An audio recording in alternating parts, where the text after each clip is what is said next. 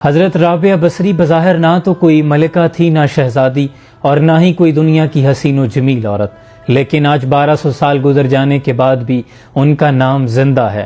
آپ کا معمول یہ تھا کہ جیسے ہی رات ہوتی آپ غسل فرماتی، صاف ستھرا لباس زیب تن کرتی اور اپنے شوہر سے کہتی کہ کیا آپ کو میری ضرورت ہے، اور اگر وہ کہتے کہ نہیں تو پھر آپ اجازت طلب کرتی۔ اجازت ملنے پر آپ جائے نماز بچھاتی اور اپنے رب کی عبادت میں مصروف ہو جاتی۔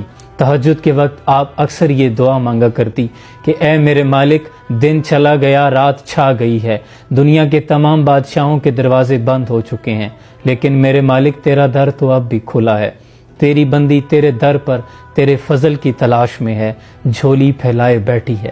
میرے مالک، جیسے تو نے اس آسمان کو زمین پر گرنے سے روک رکھا ہے، ویسے ہی اپنی اس بندی پر شیطان کو مسلط ہونے سے روک دے۔ جوانی میں ہی آپ کے شوہر کا انتقال ہو گیا، آپ بیوہ ہو گئی۔ بصرہ کے بہت بڑے امام، مسلمانوں کے امام حسن بصری رحمۃ اللہ علیہ نے آپ کو نکاح کی دعوت بھیجی۔ کوئی شادی کی خواہش نہیں تھی، اس لیے کہ آپ پرہیزگار ہیں۔ اگر آپ سے نکاح ہو جاتا ہے تو قیامت کے روز میری بھی بخشش کا سامان ہو جائے گا، لیکن رابعہ بصری نے فرمایا کہ پہلے مجھے آپ میرے ان 4 سوالوں کے جواب دے دیں۔ پہلا سوال یہ ہے کہ مجھے جنت ملے گی یا دوزخ؟ تو آپ نے کہا کہ یہ تو میں نہیں جانتا۔ پھر پوچھا اچھا یہ بتائیں کہ قیامت کے روز جب اللہ اعمال نامے اڑائے گا، کسی کے دائیں ہاتھ میں آئے گا، کسی کے بائیں ہاتھ میں آئے گا، میرا اعمال نامہ میرے دائیں ہاتھ میں ہوگا یا بائیں میں ہوگا؟ تو آپ نے فرمایا کہ میں تو یہ نہیں جانتا۔ پھر پوچھا اچھا یہ بتائیں کہ قیامت کے روز جب نیکیاں تولی جائیں گی تو میرا نیکیوں کا پلہ بھاری ہوگا کہ برائیوں والا پلہ بھاری ہوگا؟ کہا میں یہ بھی نہیں جانتا۔ کہا اچھا یہ بتا دیں کہ قیامت کے روز جب دنیا پل صراط سے گزرے گی تو کچھ گر جائیں گے، کچھ گزر جائیں گے، میں گر جانے والوں میں ہوں گی یا گزر جانے والوں میں ہوں گی؟ تو اس پر حسن بصری نے فرمایا کہ میں یہ بھی نہیں جانتا۔ اس پر آپ نے فرمایا کہ پھر مجھے اس دن کی تیاری کرنے دیجیے۔ اس کے بعد آپ نے بقیہ زندگی اپنے رب کی عبادت میں مصروف گزاری۔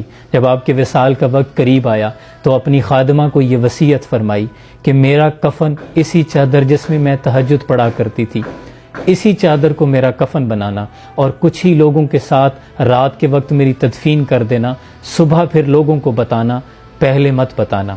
آپ کی خادمہ نے اسی طرح کیا۔ صبح جب لوگوں کو خبر ہوئی تو ہائے ہائے کا عالم تھا کہ ہمیں کیوں نہیں بتایا گیا۔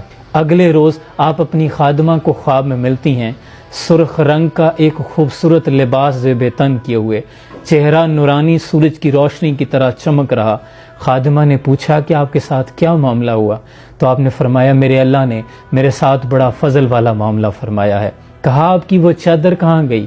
کہا اللہ نے مجھے یہ جنت کا لباس پہنایا ہے اور وہ چادر رکھ لی ہے کہ رابعہ جب کل قیامت کے روز نیکیاں تولی جائیں گی تو تمہاری یہ چادر بھی وہ نیکیوں کے ساتھ تولی جائے گی۔ پھر خادمہ نے پوچھا منکر نکیر نے کیا سوال کیا؟